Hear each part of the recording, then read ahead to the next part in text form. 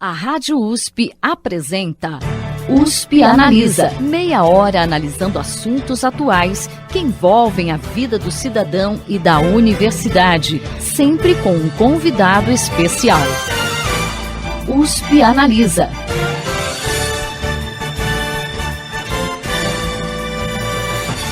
O USP Analisa está apresentando um especial sobre os princípios orientadores sobre empresas e direitos humanos elaborados pela ONU, que completam 10 anos em 2021.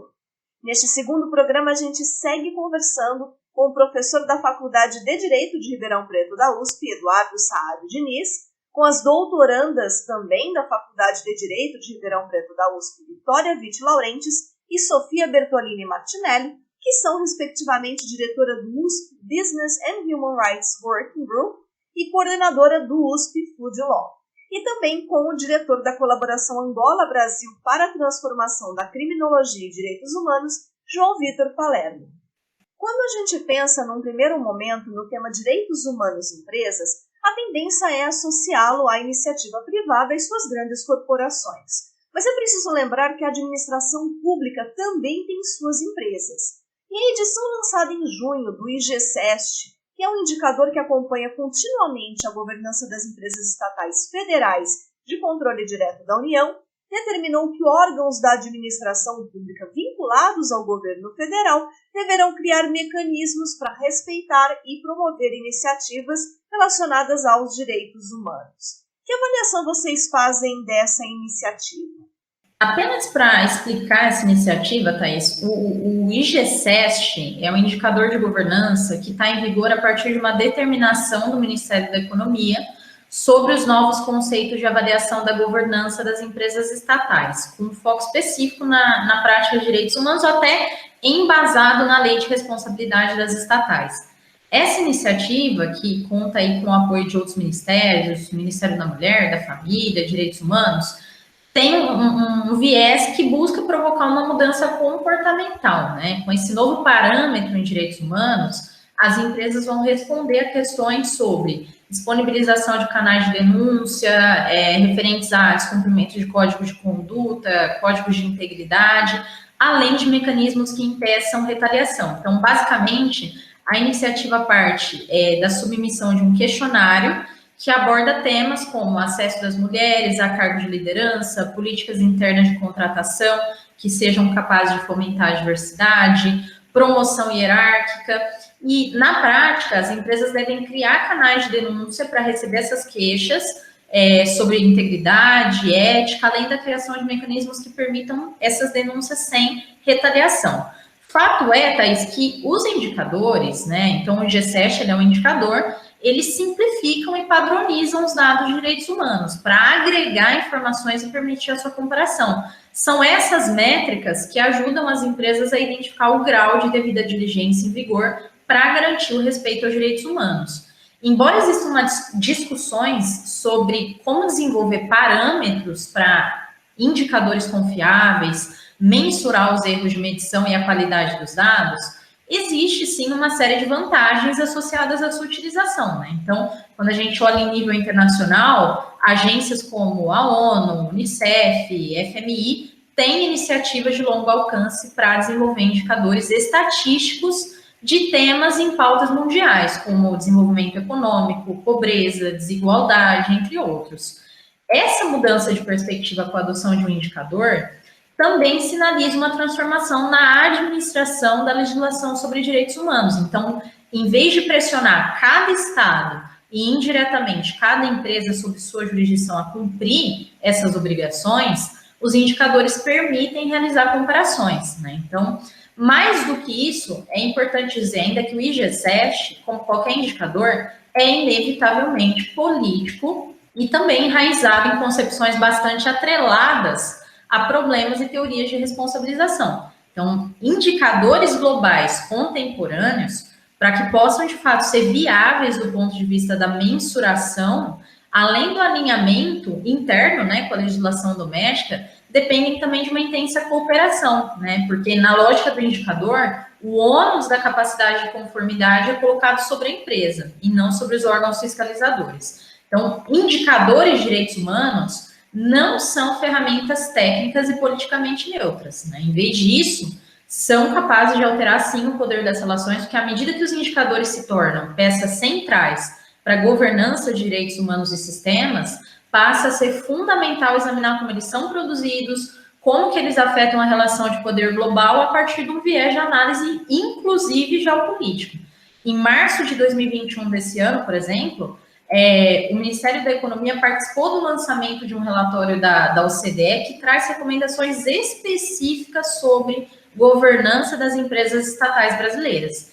Esse documento, que aponta aí diretrizes de organização e boas práticas, faz uma série de recomendações, né? Hoje, a União controla diretamente mais de 45 empresas em diversos setores. E esse estudo da OCDE recomenda um fortalecimento dos conselhos, da diretoria executiva das empresas, que seja de fato efetivado por meio de um empoderamento dos conselhos de administração e melhoria das regras. Outra recomendação também é o fortalecimento da transparência, incluindo relatórios anuais, né, informações financeiras, custos, políticas públicas. Então, esse, Thaís, seria o panorama atual de utilização desse indicador. Quer dizer, existe um aprimoramento considerável a ser feito, com a finalidade de fortalecer o monitoramento dos custos de cada empresa, e agora nós precisamos acompanhar esses indicadores, especialmente esse ano, porque nós temos, dentro da agenda do cronograma do governo brasileiro, uma expectativa de desestatizações,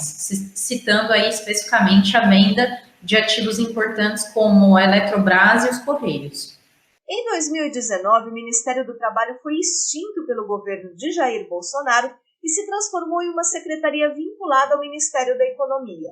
A Inspeção do Trabalho, que ajuda a descobrir casos de trabalho escravo em todo o país, tem, segundo a Comissão Nacional do Trabalho Escravo, um déficit de 1.500 fiscais.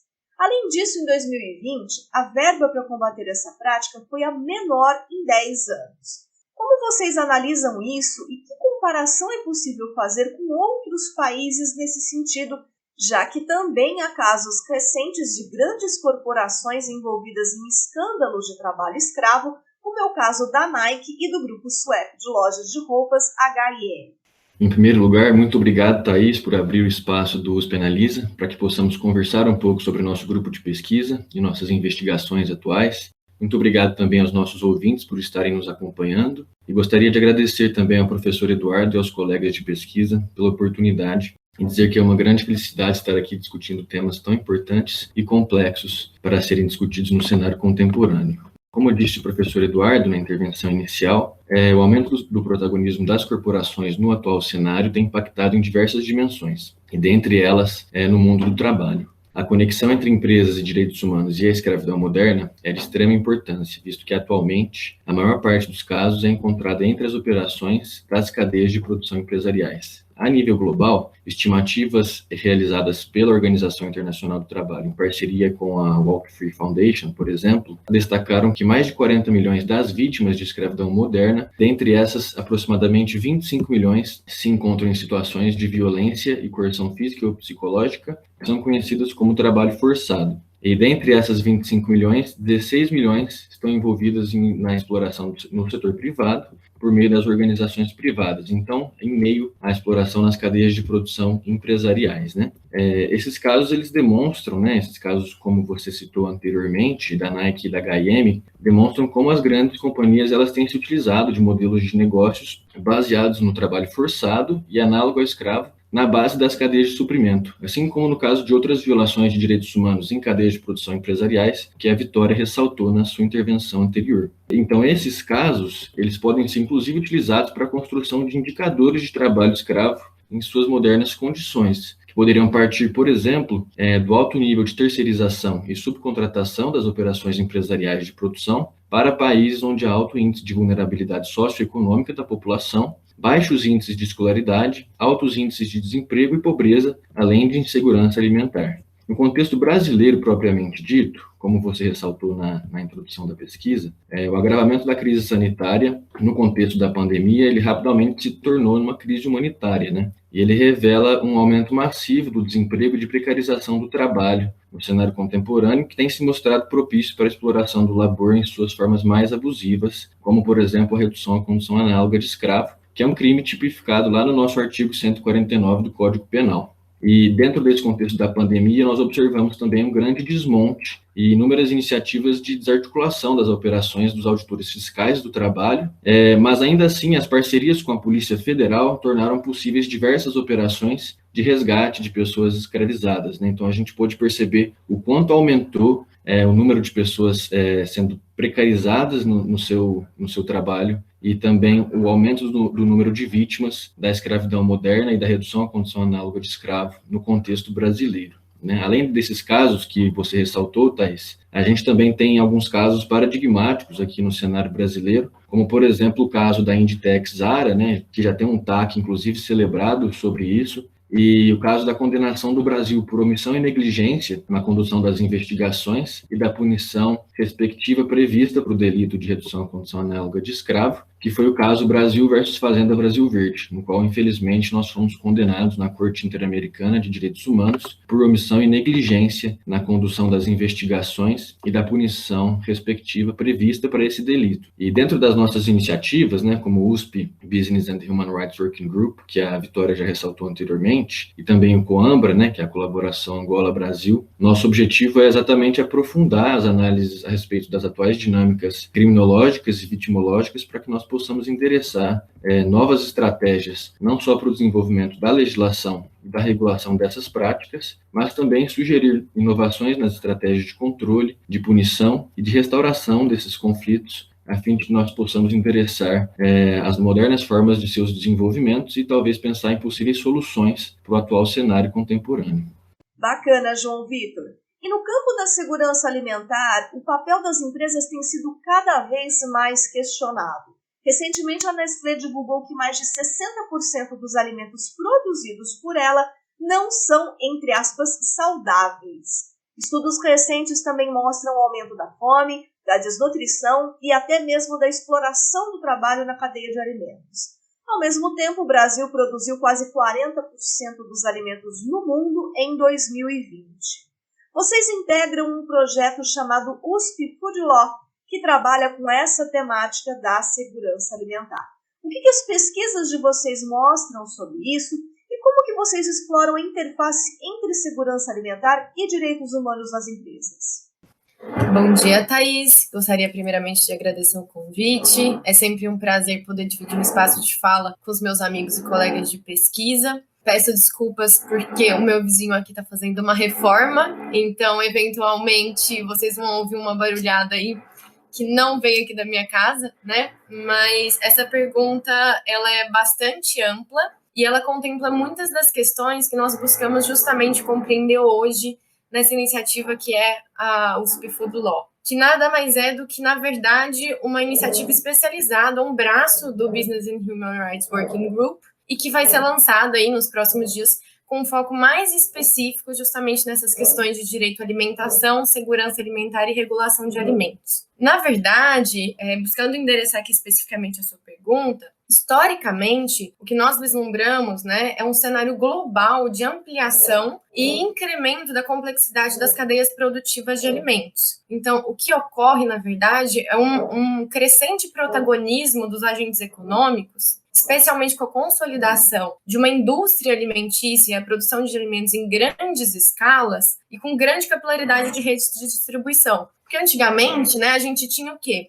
A gente tinha o leiteiro que passava na casa das pessoas e deixava o leite. Via de regra, ele tinha vaca lá numa fazenda que ficava a alguns poucos quilômetros da cidade. Essa já não é a realidade que a gente vive hoje, né? A grande maioria das pessoas adquire os seus alimentos em redes varejistas. Só que, ao mesmo tempo, esse cenário também convive com uma questão praticamente constante em torno da garantia do direito à alimentação, que é a questão da fome, né? Uma das dimensões do direito à alimentação é justamente o direito de viver livre da fome. e que depois de um grande período de melhora, né, o Brasil vivenciou nas últimas décadas, nos últimos anos, um período de grande melhoria nos índices de redução da fome, mas com a pandemia, e um pouco antes, inclusive, isso já voltava a ser uma preocupação nacional, e com a pandemia, uma preocupação agora em escala global. Tanto que ressurgiu, né, com um pouco mais de força, uma discussão bastante antiga relacionada à garantia da renda básica de cidadania. Enfim, os governos têm buscado, justamente se atentando para essas questões, conferir uma certa distribuição de renda, né, já que comprovadamente esses valores, na grande maioria das vezes, são utilizados para aquisição de alimentos, né?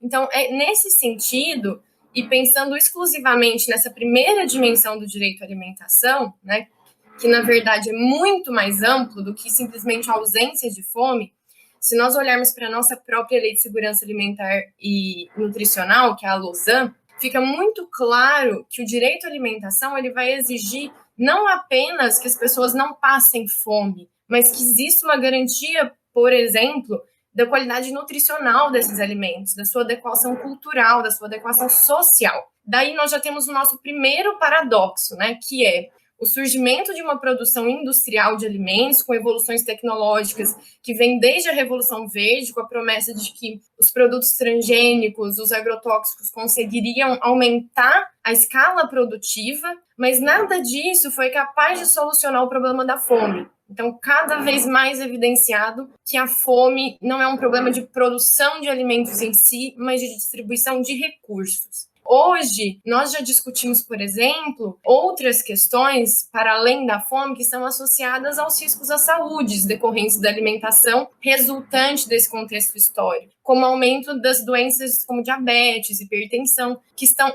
essencialmente relacionados aos hábitos alimentares. Alguns autores, inclusive, vão dizer que essas questões elas não dizem respeito simplesmente à qualidade dos alimentos, eles vão dizer que isso diz respeito à própria segurança sanitária dos alimentos, né? Os percentuais de açúcar, de gordura, não é simplesmente uma questão nutricional, mas a própria ideia de segurança sanitária do ponto de vista da saúde. Então, se a gente seguir nessas outras dimensões do direito à alimentação, né, nós vamos perceber que elas estão contempladas nos exemplos que você nos mencionou na própria pergunta.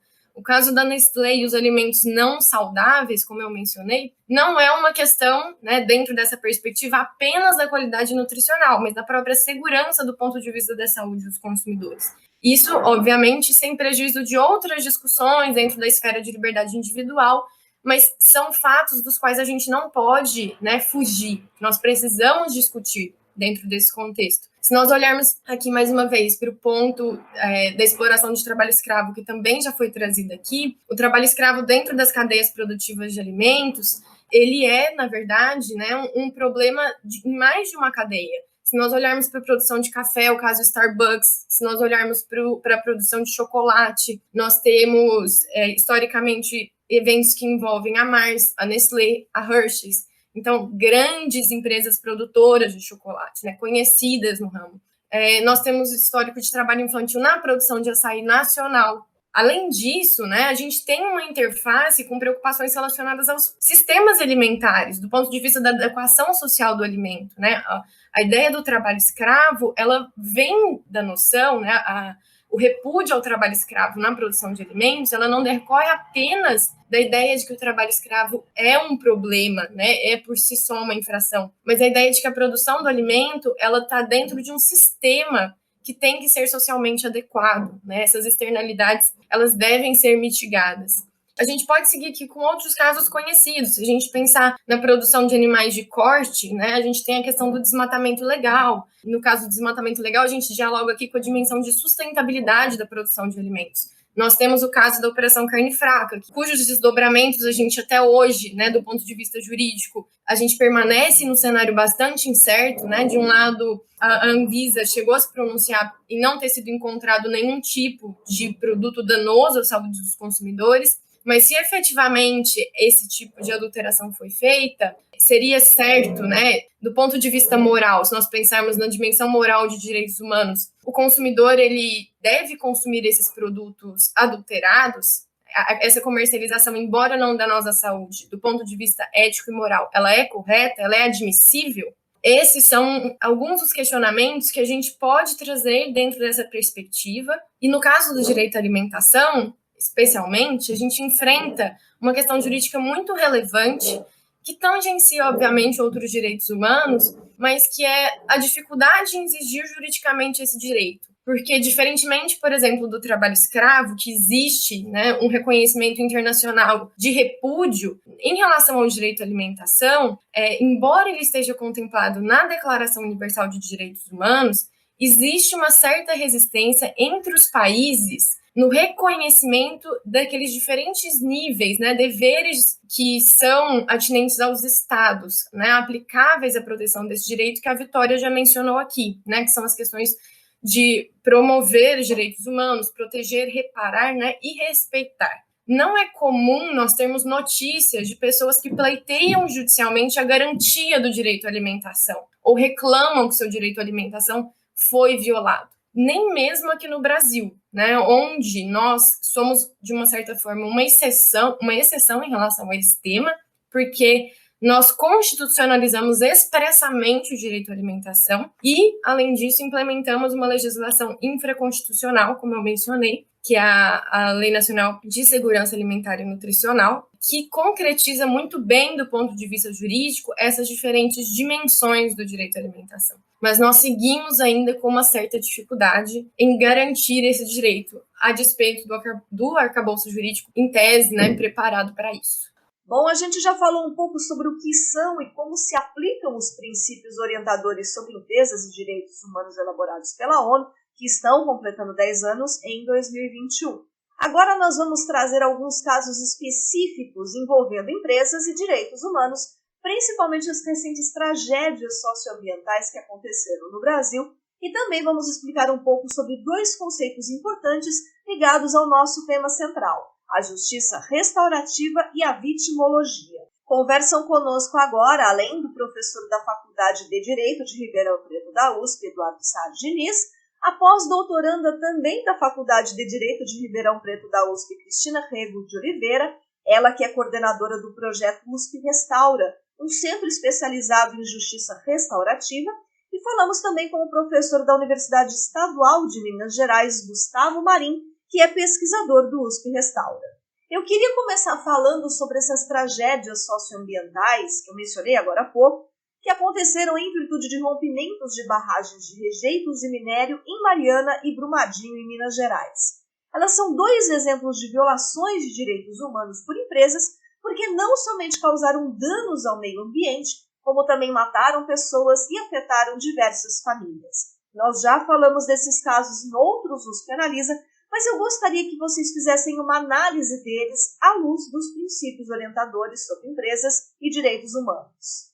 A grande questão é que as nossas tragédias socioambientais, e todos os casos mencionados no primeiro bloco, pela Vitória, pela Sofia e pelo João, vão mostrar como os princípios orientadores sobre empresas e direitos humanos da ONU funcionaram muito pouco. O seu nível de efetiva internalização na cultura organizacional nacional e internacional é baixíssimo. Eu venho analisando, né, o nosso grupo vem analisando os GRIs, os Global Report Initiatives, né, que são os relatórios de sustentabilidade das empresas, né, e é muito interessante, quer dizer, os relatórios são espetaculares. Eles criam uma realidade paralela que, no fim das contas, não se verifica, né? Mesmo nessas novas rodadas internacionais de investimento socioambientalmente responsável, os famosos ESGs, Environmental Social Governance, né? As principais empresas brasileiras ficaram de fora. Então, quer dizer, não somos nós, da universidade, que estamos dizendo que as empresas não fazem aquilo que elas dizem que fazem. São os investidores. Só que agora a questão, eu insisto no ponto de que já não é mais a nossa escolha. Eu quero maximizar o valor dos meus acionistas. Agora eu tenho que orientar a minha atuação para os stakeholders, para todos aqueles que têm interesse, e não apenas para justificar moralmente outras coisas, do tipo tal do S, o social, que a gente vai sempre colocando ali debaixo do tapete mesmo, como há alguns séculos se coloca. Agora a grande questão é que, ou bem nós trazemos impacto significativo na vida das pessoas, ou tudo é bastante comprometedor, né? Vejam, quando a gente olha para as tragédias socioambientais, a gente vê que, apesar de todos os títulos, todos os pergaminhos que vão garantir algum tipo de certificação da atuação sustentável da empresa, né? Não tem proteção, não tem respeito, e todo o processo de remediar é bastante comprometido pelas vias judiciais. O próprio judiciário tem sido utilizado para neutralizar o conflito, né? Não existe uma delimitação própria do dano, né? O dano tem múltiplos processos de vitimização, que eu acredito que a Cristina e o Gustavo vão discutir agora. Se eu não delimitei o dano, eu vou reparar exatamente o quê? Se eu não delimitei o dano, que tipo de imaginação restaurativa eu vou desenvolver? Basicamente, assim, os casos demonstram como os princípios orientadores são um grande modelo abstrato, né? E as nossas diretrizes de 2018 também são olimpicamente ignoradas pelo mercado brasileiro. Nós precisamos de algo muito mais significativo. Essa é a minha posição, né? Bom, infelizmente o programa de hoje está chegando ao final, mas na próxima semana você acompanha a terceira parte desse especial sobre os princípios orientadores sobre empresas e direitos humanos elaborados pela ONU, que estão completando 10 anos em 2021. O USP Analisa de hoje fica por aqui. Até a próxima semana. Você ouviu USP Analisa, um programa da Rádio USP Ribeirão em parceria com o IEA, Instituto de Estudos Avançados, Polo Ribeirão Preto. Produção do Serviço de Comunicação Social da USP e do IEA. Coordenação, Rosimeire Talamone. Apresentação, Thaís Cardoso.